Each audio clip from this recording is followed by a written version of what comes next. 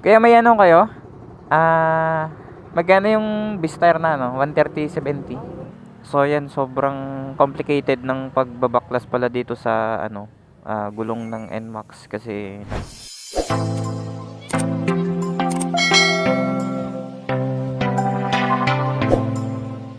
What's up mga ka-Phantom? So ngayong araw, scooter gaming muna tayo. So gamit natin si TBS at pupunta muna tayo mag-withdraw. So ngayong araw kasi bibili tayo ng bagong gulong ng NMAX. So dito muna tayo para mag-withdraw.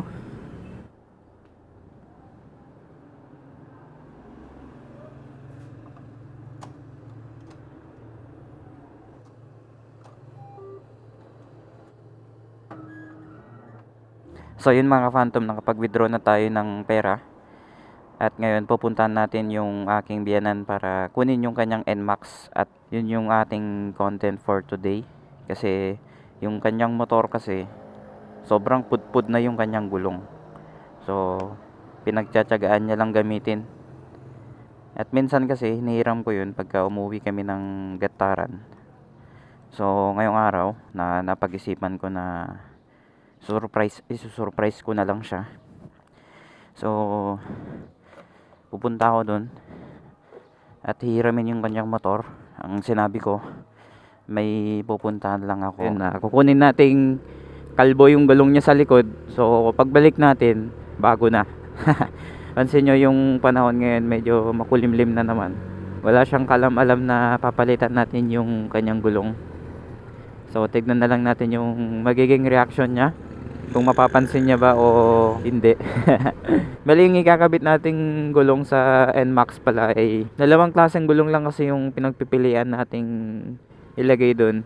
So bali ang napili natin is Beast tire or Quick tire. Mas madami silang feedback dun sa gulong na Beast tire. Mas maganda daw siya, mas makapit. Pagdating sa performance, matagal daw siyang mapudpod. Natin kung ano yung available na pwede nating ilagay dun, kasi yun kasi yung matunog ngayon dito sa market, ang Beast tire at Quick tire. Sa bali pala dito sa dinadaanan natin, ito yung daang papuntang airport dito sa Tugigaraw. So sa mga taga Tugigaraw dyan na dumadaan dito, shout out sa inyo kasi madami tayong mga viewers din na taga dito. So lahat ng mga dinadaanan natin nagiging familiar sa kanila kasi syempre taga dito sila. So kahit ganito tong motor natin 110, pero pagdating sa kanyang arangkada, mabilis talaga. Malakas yung kanyang arangkada. Maasahan mo talaga, sobrang ano, matulin siya. Kopya. Kaya niyang sumabay sa mga 125cc ng Yamaha at Honda. Tsaka mapapansin nyo naman nung time na nitry natin ito, kaya niya talaga makipagsabayan. Yun nga lang talaga, maliit siya. May kasabihan ngang small but terrible.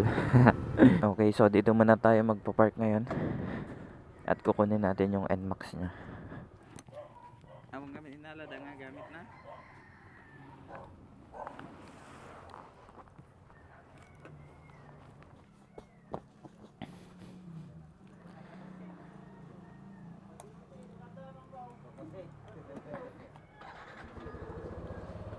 So yun mga Phantom, nahiram na natin yung kanyang motor. Eh hindi niya alam na papalitan natin yung kanyang gulong.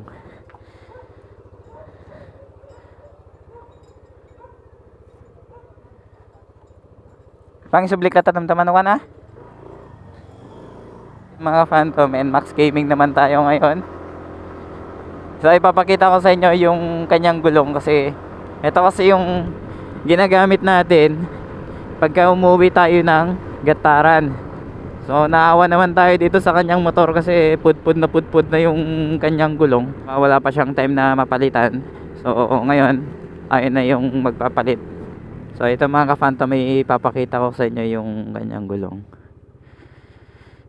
So ito.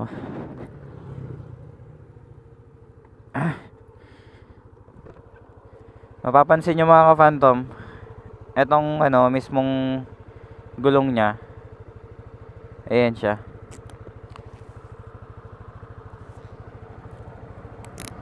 Ayan yung kanyang gulong. Sobrang ano na, lalabas na talaga yung fly nito. At kung makikita nyo yung ano, yung ganyang side to side, okay pa naman. Pero yung gitna mismo talagang bibigay na. Ayan o. Madulas to kapag ka, ano, idadaan mo siya sa basa. Lalong lalo na pagka ginamit mo to na tag-ulan, talagang hindi na talaga siya magandang gamitin. So ngayon, ang ipapalit natin dito is beast tire or quick tire. Bali yung size nito is naka 130 by 70 rim 13. So ngayon maghanap tayo ng ganitong ano din size na pwede nating ilagay sa kanya. Alright, tara, let's go.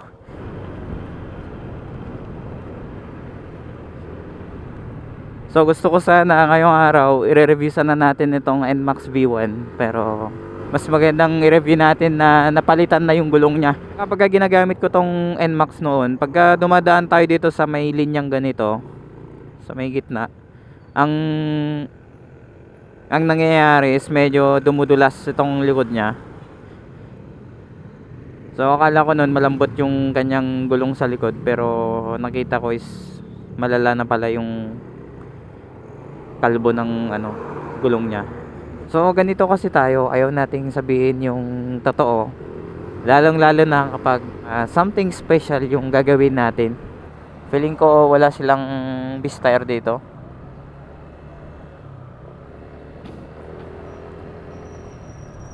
So check natin kung saan yung may available na beast tire. May nakita ko dyan sa may diversion rin. So check natin kung available yung hinahanap nating gulong. Solid talaga yung NMAX pagka pinipiga mo siya. Maganda din pala pagka may ganito yung ano nyo, throttle nyo. Maganda siya sa kamay kahit nakaganyan ka lang oh. Gusto ko rin magpalagay ng ganito dun sa ating TBS DAS. So ayan, yan yung ating NMAX V1 na ating i-review soon. So dito may nakita rin tayong shop. So mag-ask muna tayo dito ng price ng beast tire. Eneos Maxi. Kaya may ano kayo? Magkano yung beast tire na ano? 130/70. Original price niya sir is 2,1 po, less 5% discount sir, nasa 1,995 po. Pang wet and dry na yan sir, yan ang pinaka budget meal na ano po sir, na panggulong niya NMAX, pero pagdating sa performance naman po, hindi kayo mapapaya sir. 19 yan? 1,995 po. 1995. 2,1 po ang original price niya sir. Pero free na rin yung installation niya ba o may labor pa rin? May labor pa rin po yan sir. May labor? Boss, ano, check muna dun sa kabila tapos balik ako dito kung ano. Pero kapag kaparehas lang, dito na ako. Ha? Sige po. Thank you. Okay, 19 daw yung ano. 19 daw yung price niya. Okay, goods na rin yan. 19. 19. Come on, 19. Okay, check natin. Sa kabila. Kasi may nakita akong nagtitinda rin ng tire dito na part. Feeling ko mas mura dun sa unang pinagtanungan natin. Kasi 19 eh. Kasi nung nag-asa ko before sa ibang shop, nasa 2.3, 2.2. Ganun yung mga price nila. Pero dun 1 plus. Pero yun lang kasi hindi kasama yung labor. Dito sa may Sapphire tire. So tingin tayo dito ng gulong kung ano yung magandang. So available dito yung kanilang quick tire.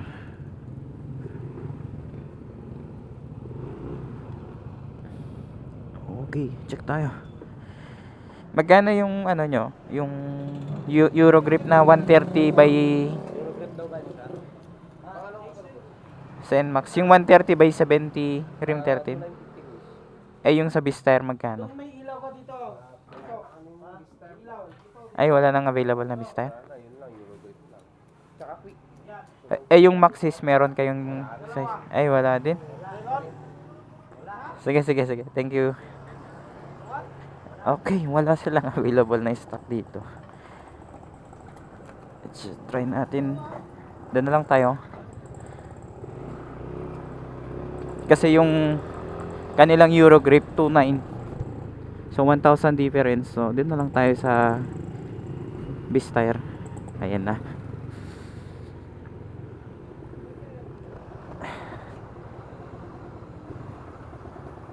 Yun na, final. Kunin na natin yung gulong.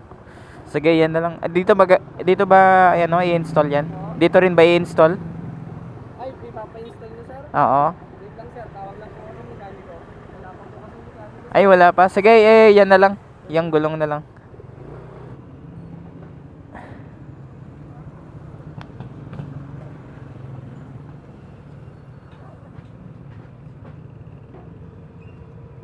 So, ito yung ilalagay natin. Beastire. Ang problema, kung paano ko siya hawakan dito. Thank you po, sir. Ingat po kayo. Wigo. Let's go! Ito, ipapakabitan natin yung ating Beastire.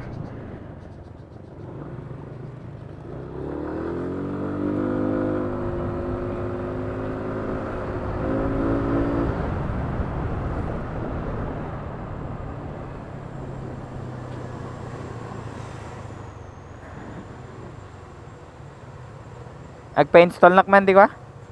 Gulong? Ito ni. Gawin. Babaklas natin, sir. Ah. Ada bang baklas yo? Ah. Panapayin tao na doon. Ha? Panapayin po, sir. Awan meet. Wala pa daw? Awan pay. Iso na ba mang baklas no ka? Iso na mang baklas no ka, Jay? Oo, babaklas na doon. Sige, babaklas ko pa lang nga kan. Pero awang kanu pa eh.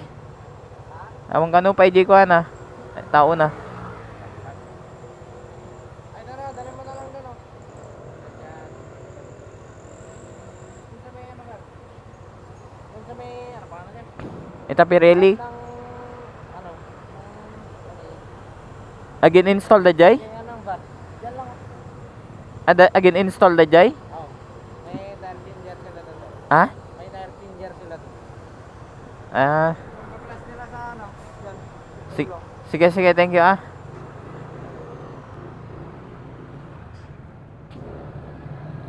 Ay doon, meron silang ano. Try natin dito.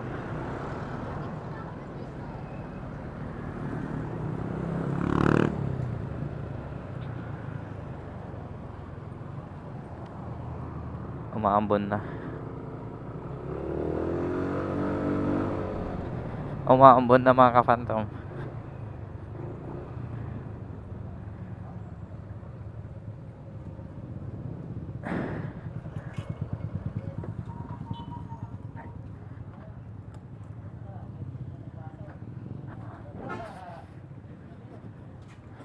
Boss, pwede magpa-install ng gulong? Sa likod? Umuwi ka ngayon sa inyo. Ito lang, sir, oh. So yan dito daw mayroon eh. Buti na lang.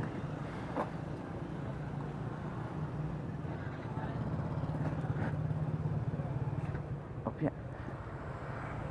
Opya.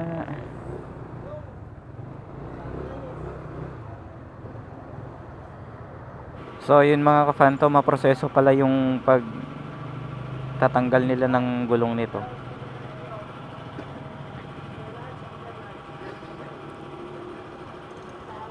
Kasi kailangan nilang tanggalin yung lock ng tambucho para matanggal nila tong gulong. So madami pa palang proseso to pag ano, tatanggalin yung buong ano niya, side niya.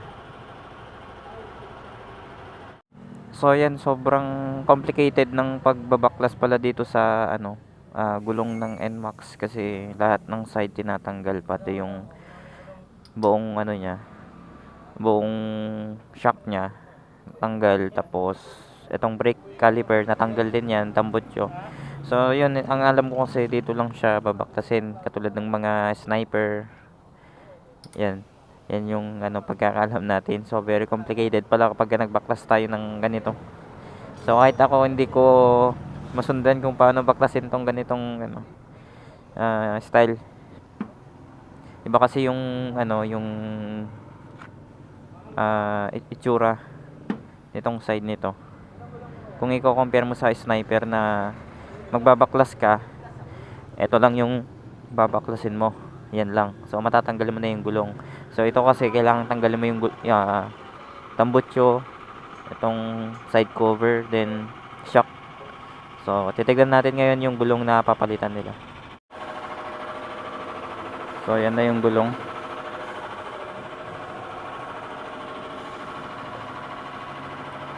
So machine yung gagamitin nilang pang tanggal.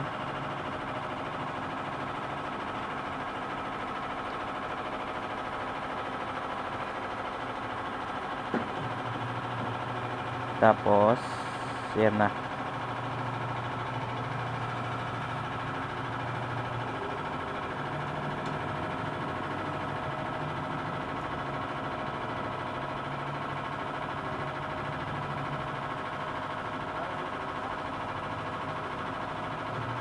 Okay, ganun pala yan.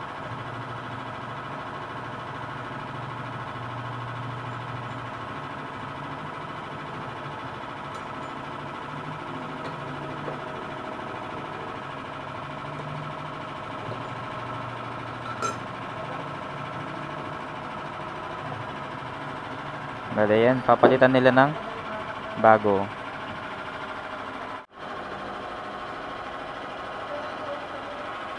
So, maganda rin pala yung tsura ng beast tire.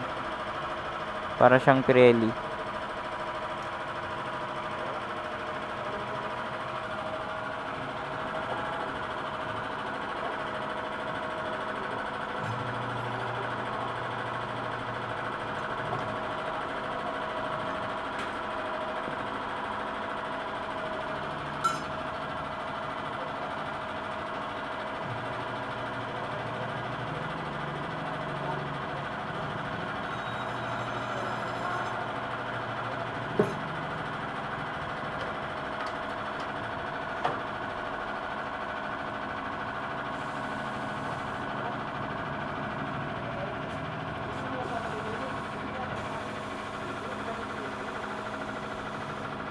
So yung ganito nila meron siyang rubber. Rubber yung ganito nila para hindi magasgas. Parang may pagka-plastic.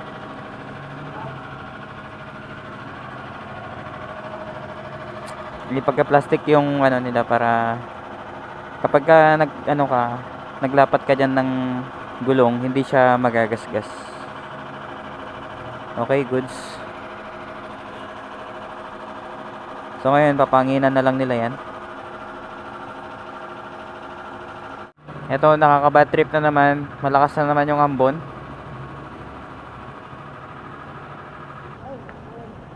At yan, isasalpak na nila. Ayun o, diba parang Pirelli lang. Yung tinanggal nilang gulong kanina, parehas na parehas. Yung shape ng gulong, yung lapad, parehas na parehas lang.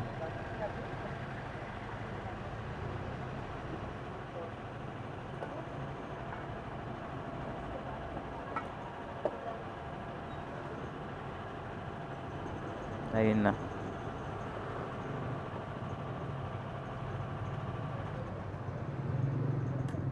So ito na mga ka-Phantom yung kalabasan ng pagpapa-install natin ng ating beast tire. So bali dito, wala silang pinagkaiba ng Pirelli sa kanilang design. Dito sa kanyang line. Ayan makikita natin. So dito may makikita tayong flash. Ayan. So ito, hindi natin maalam kung mapapansin niya itong nilagay natin na bagong gulong niya. Ayan. Baka hindi niya to baka dededmahin niya to.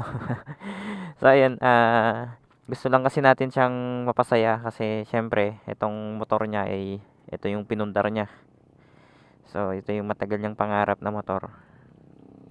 At ngayon naman, yung yung gulong kasi kalbo na, pudpud na. Kung nakita niyo naman kanina yung ating video. So hindi na talaga pang ano yun, hindi na talaga pang long ride kung tutuusin kasi sobrang pudpud niya na tsaka baka kapag ka umuulan na gagamitin niya madulas siya. Ito kahit papaano mapasaya natin siya.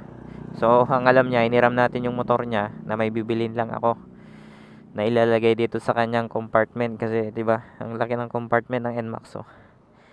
So ayun. So bali yung odo nito, eto siya, nasa 58,000 na siya. Ayun, 58,929.